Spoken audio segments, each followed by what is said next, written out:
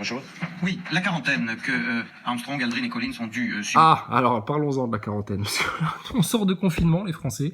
On s'est fait mettre en quarantaine du jour au lendemain. Macron, il a claqué des doigts. Il a dit, alors, t'as voté? C'est bon. Allez, reste chez toi maintenant, confiné. Si tu sors, attestation, amende. Attention, hein.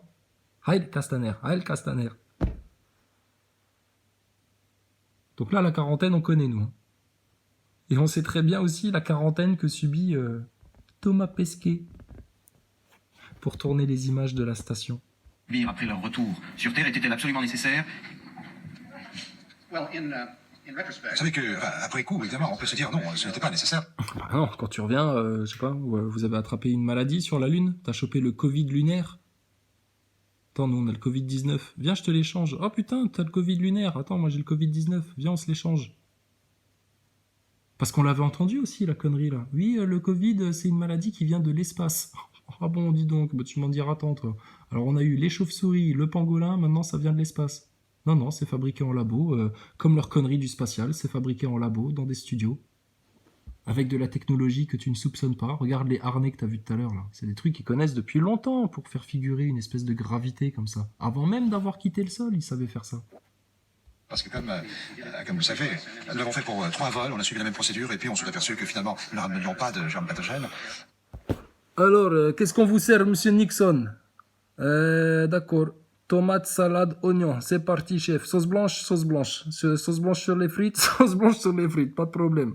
Putain, comme ils se sont foutus de ta gueule, Nixon. Et ils t'ont vendu un kebab avec leur truc, là. Et la station spatiale, 120 milliards de dollars le kebab. Oh, putain. Comment ça fait cher. Et rajoute-moi une boisson, là. J'ai un peu l'impression de me faire entuber, là. Sur Terre, qui pourrait être un danger sur Terre. Cela étant dit, la décision, il fallait la prendre. Il fallait absolument suivre cette procédure de quarantaine. Même si la possibilité était infime, il fallait quand même s'en protéger. Il fallait protéger la population terrestre contre une maladie qui aurait pu être tout à fait catastrophique. Et de toute manière, Ah bah écoute, on entend ça en 2020, en sortant de confinement, ça nous étonne. Il y aurait des maladies sur la Lune. Je croyais qu'il n'y avait pas de vie sur la Lune, que tout était mort. C'est le vide. Qu'est-ce que vous auriez pu ramener selon le consensus scientifique de l'époque? C'était pour faire peur aux gens, hein. C'était pour faire un peu attention, il y a des dangers dans l'espace, peut-être il y a des extraterrestres sur la Lune, peut-être on vous dit pas tout de ce qu'on a trouvé sur la Lune. Pour garder du mystère de franc-maçon autour de la Lune. La quarantaine. N'importe quoi. je ne vous cache pas que ça a été assez utile en ce qui nous concerne. Oui, ça peut être utile effectivement, parce que vu que les mecs ils ont passé 3-4 jours à chier dans les couches, ils peuvent avoir développé des germes d'accord, intimes qui feraient que oui, là faut les mettre en quarantaine. Oula, attention. Vous vous souviendrez que lors de notre retour à Apollo 11, les gens étaient très enthousiastes. Il y avait une sorte de... Alors, l'histoire des couches, etc., pourquoi on insiste dessus? C'est parce que justement, l'histoire du spatial, c'est à ce niveau pipi-caca. Que le simple bon sens, les simples questions de bon sens, tu vois, elles te révèlent le poteau rose. Donc c'est marrant en fait de décalquer la NASA avec des couches remplies de caca, d'accord? À l'heure où ils parlent de vacciner, tester gratuitement tous les enfants de France. Après leur avoir fait gober du spatial et du Star Wars à coup de Disney tamponné sur le front. Là. Exactement comme ce soir, n'est-ce pas, les gens qui ont eu la gentillesse de m'inviter à un dîner, et tout ça, eh bien, de même, lorsque nous sommes revenus sur Terre, nous étions assaillis d'invitations du même genre. Ouais, et d'ailleurs, c'est ce que tu racontes dans cette interview-là, c'est parce que vous étiez assaillis d'invitations qu'il y a des astronautes, en revenant sur Terre, ils pètent un peu un plomb, ils deviennent fous. C'est là que tu parles de trop de pression qui s'abattent sur eux. Voilà, enfin on a tout vu, hein, c'est bon. Hein. Il reste combien de temps là? 4 minutes.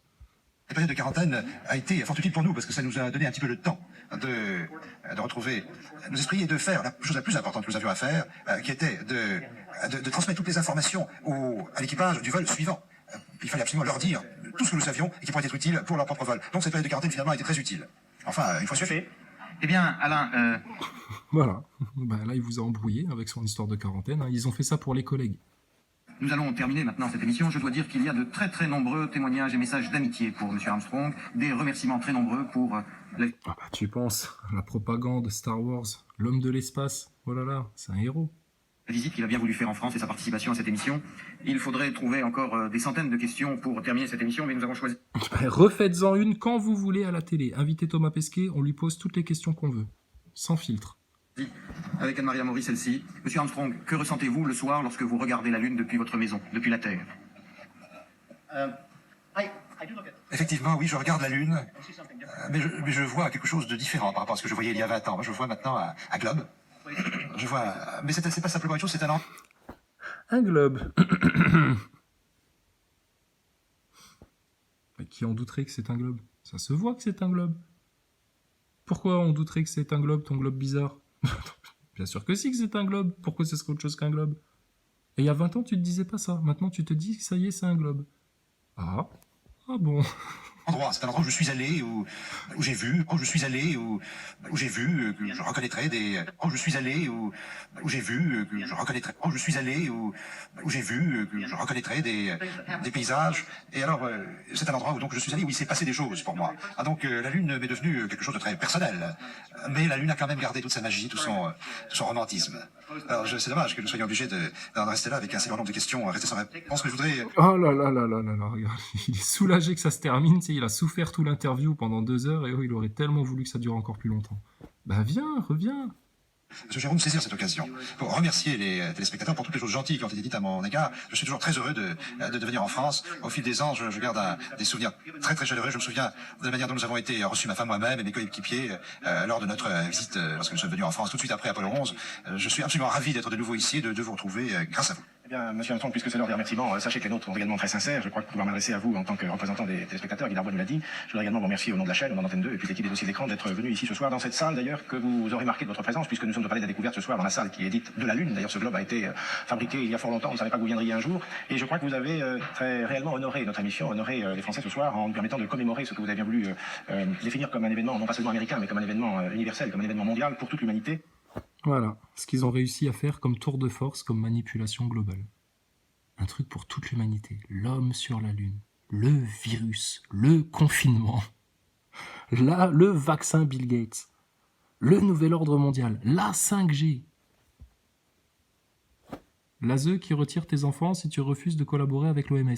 Pardon? Ça va pas ou quoi? Ce rêve que tout homme a peut-être un jour porté dans son cœur, celui de marcher sur la Lune, vous l'avez réalisé? En tout cas, ouais, moi ce que j'ai réalisé, c'est qu'on pouvait aller en péniche sur la Lune. Et en péniche avec véranda et terrasse. Ça, c'est formidable. Et vous nous avez permis ce soir à nous Français de dialoguer avec vous, de revivre ces instants par le film et par votre voix. Et je voudrais que vous en soyez très... Bon, voilà, blablabla, c'est la fin du documentaire. Eh ben écoute, voilà, c'était un gros morceau, mais c'était très, très passionnant. Hein. Quand est-ce qu'on fait la même chose avec Thomas Pesquet? C'est toi, Buzz Aldrin? Eh, vieux con, tu sais que ton collègue, il t'a balancé, t'es franc-maçon, en fait, toi.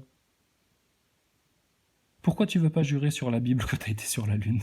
Pourquoi ça te rend hystérique au point de vouloir brûler sur le bûcher celui qui te demande ça? Je sais pas, vous êtes des gens obscurs, les astronautes. 1969, en direct de la Lune, archive. Oh putain, élève de Nixon. Allô les gars, ça va? Ouais. Ouais, j'ai du forfait, alors je vous appelle. Tranquille. Y a pas de décalage? Bah non, tu penses bien, on est en 69. La technologie, elle est high-tech comparée à 2020. Enfin bref. Allez, on va faire une petite conférence de presse pour finir. One of NASA's most experienced pilots, Neil Armstrong, had his share of hair-raising adventures in both the X-15 rocket plane and the Gemini spacecraft. With the LEM, however, he had to learn a whole new way to fly. Ouah, merde, Neil Armstrong, ça va? Oh, putain. Armstrong pulled the ejection ring at the last possible moment. Bah dis donc, vous vous êtes vachement bien amusé alors pendant l'entraînement, hein. On voit ça, hein. Ah, ça a l'air bien, ça a l'air vachement bien. At this time, I'd like to introduce the Apollo 11 crew, astronauts Neil Armstrong, Michael Collins, Edwin Aldrin. Neil?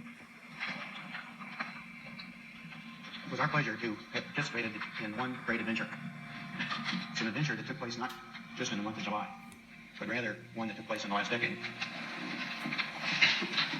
We all here and the people. Regarde comme ils sont à l'aise. Tu vois ton Neil Armstrong? Il a envie de vomir là, de devoir mentir devant la presse américaine comme ça. Il est à l'aise le mec là? But rather one that took place in the last decade. We all here and the people listening in today had the opportunity to share that adventure over its developing and unfolding in the past months and years. It's our privilege today to share with you some of the details of that final month of July. That was certainly the highlight for the three of us of that decade.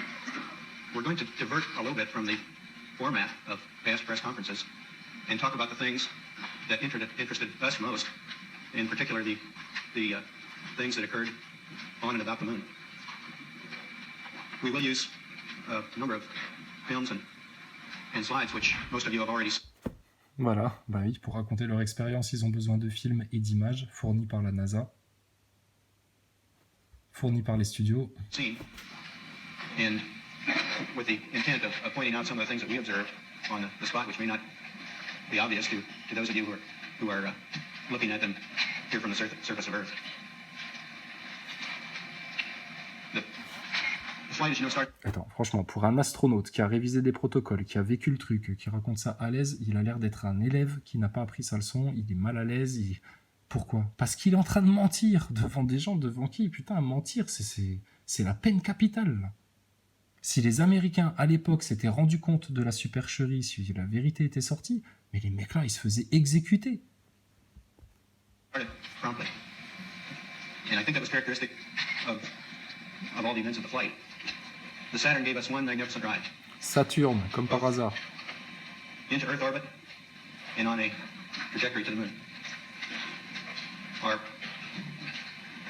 Our memory of that actually differs little from the reports that you have all heard from. Alors, nos souvenirs de tout cela, ça c'est incroyable qu'ils disent ça, diffèrent légèrement des comptes rendus que vous avez pu entendre. Mais c'est pas possible.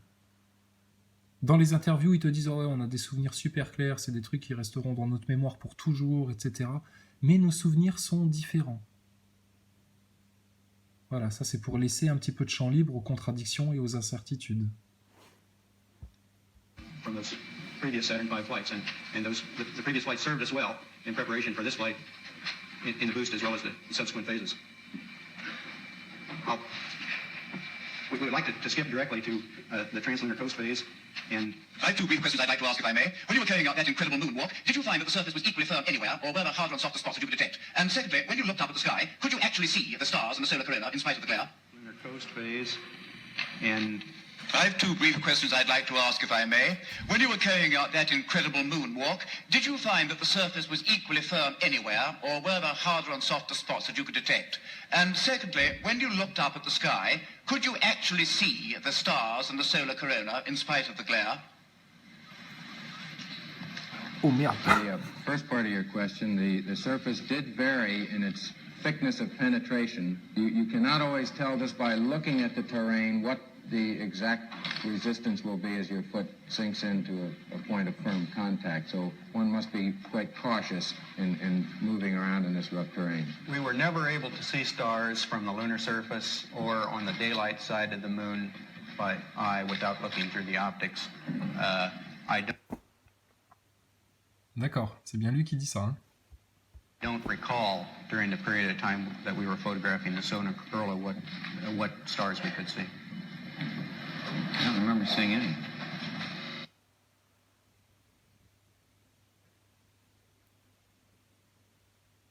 Ladies and gentlemen, Neil Armstrong.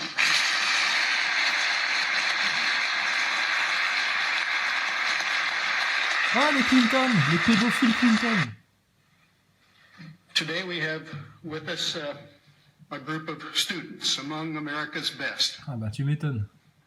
There are great ideas undiscovered, breakthroughs available to those who can remove one of truth's protective layers. There are places to go beyond belief. Those challenges are yours. In many fields, not the least of which is space, because there lies human destiny. During the celebration, right? I mean, it looks good. I'm being a little flip. It looked good, in short. Good and clean. And it looks, at least by my eyeball, that we landed in a nice, flat spot. Beautiful. Really beautiful.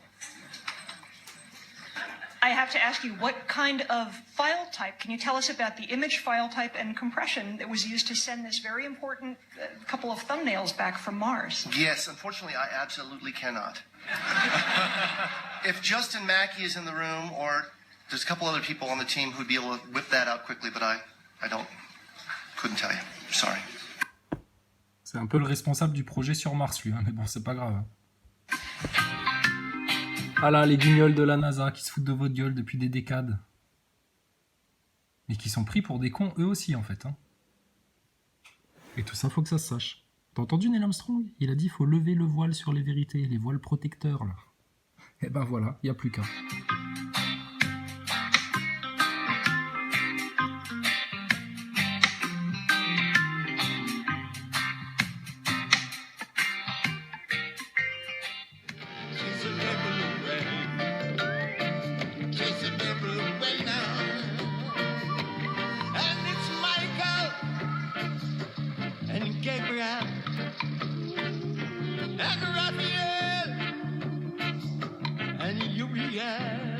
Oh Lord, chase the devil away. Chase the devil away.